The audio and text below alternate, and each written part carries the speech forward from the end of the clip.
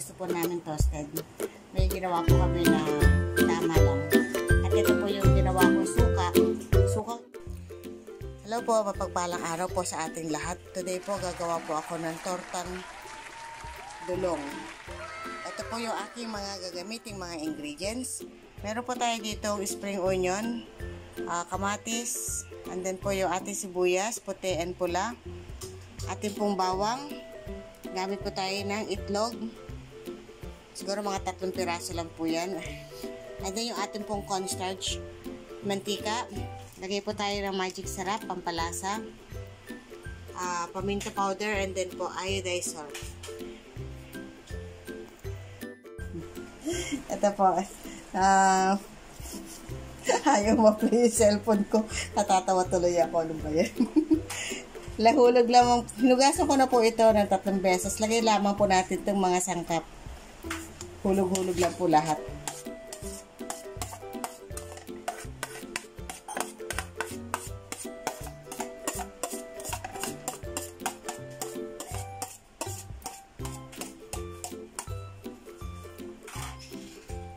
And then ang bawang po.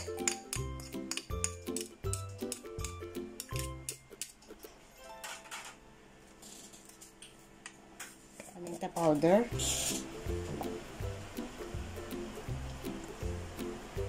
Ito po ay ginagawa ko ayon sa ating panlasa. Kayo na po mag-adjust.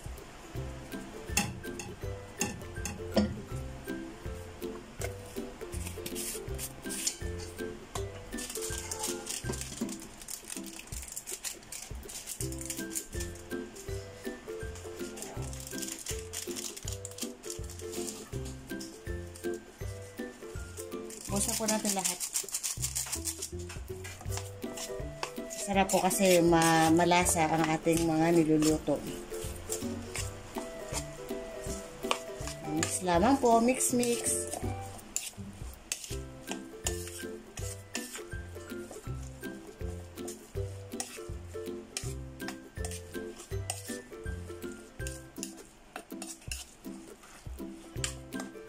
Lagay na po natin ang itlog.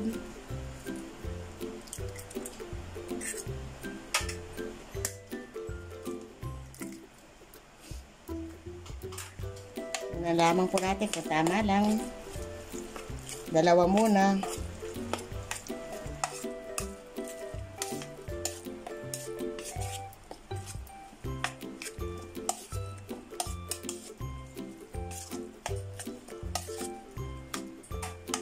Yung cornstarch, maglagay na po tayo.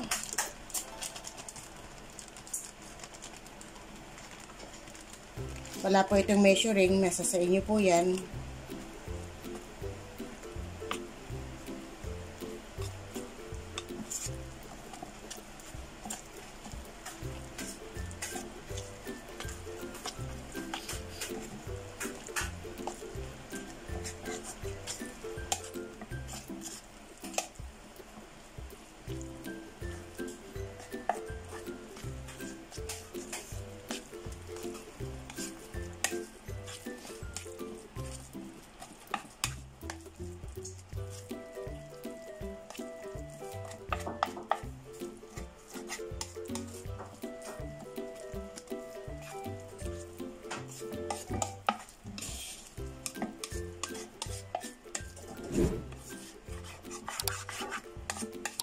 Ano pala ito ginagawa niyo po, ma? Ano pala po itong ginagawa niyo? Tortang dulong.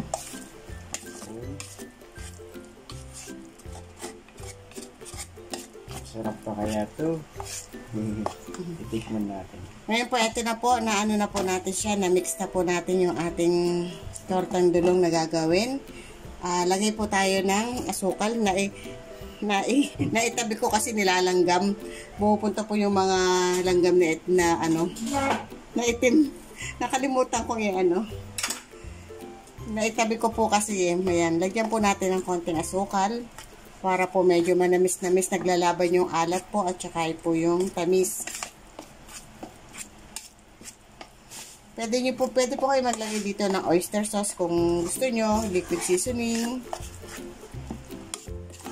Sa inyo po kung ano gusto niyo pang ilagay.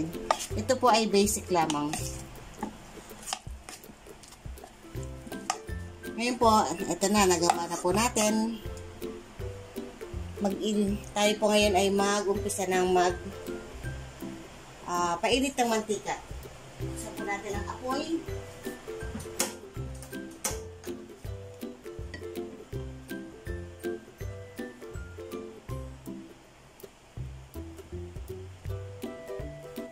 Ito po, mainit ang ating kawali. Lagyan na po tayo ng mantika.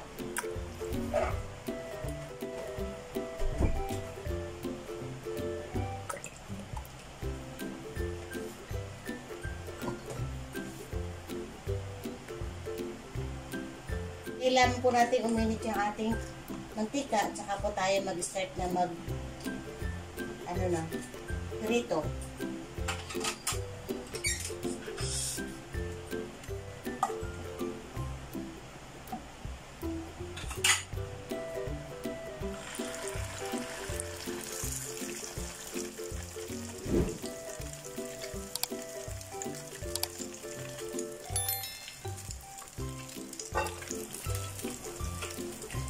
Tuloy nyo lamang po na ganyan at hintayin po natin na maluto po ang lahat ng ating tortang dulong. Ayan po.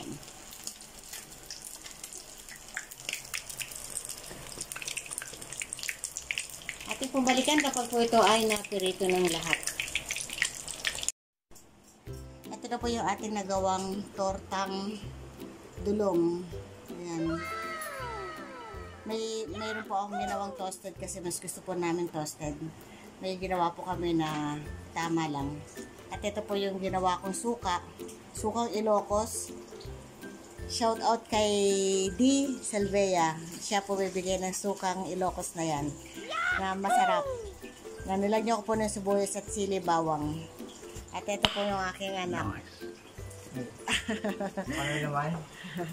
Kain ka na. Paborito nyo talaga ako eh. Abay, syempre. Ano yung paborito nyo? Itong mukha o itong ano? Try mo na po ako.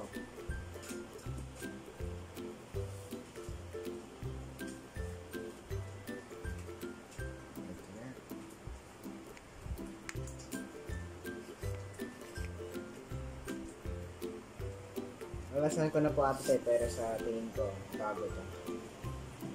Ito na po. Kain po tayo.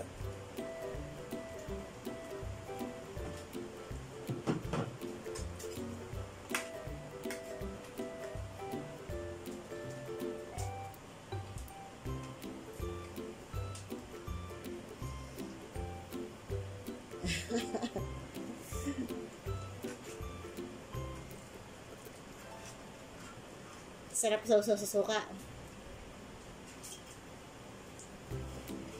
Masarap na po. Pag walang suka. Masarap pa kung nilagyan. Diba? Pwede nyo po yan gawing patty. Ilagay sa buns. Palaman po.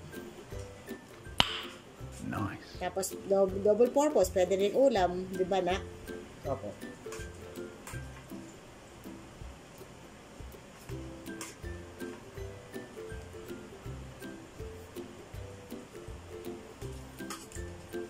Sarap na. Ito po.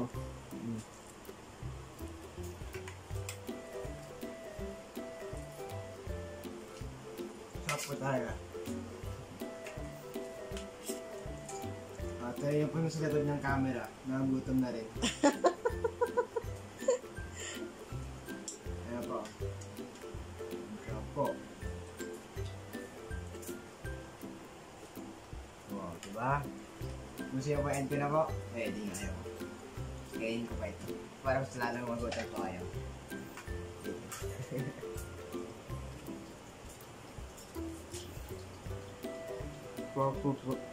Pop.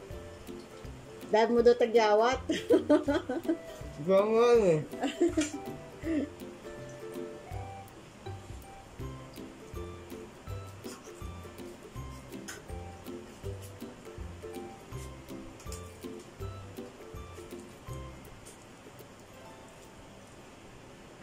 Add ko na po ate to kasi magutom pa po kayo lalo eh. Ayun o, ayan, tapos ayan, gutom na. Nahanda na o. Kumuha pa talaga ng dalawa. Sige po, katapos na ba ako dito? Ayan po, ito po yung mga luto po ni Kakusina ng Nakatsuela. Kung gusto nyo po i-try, luto nyo rin po.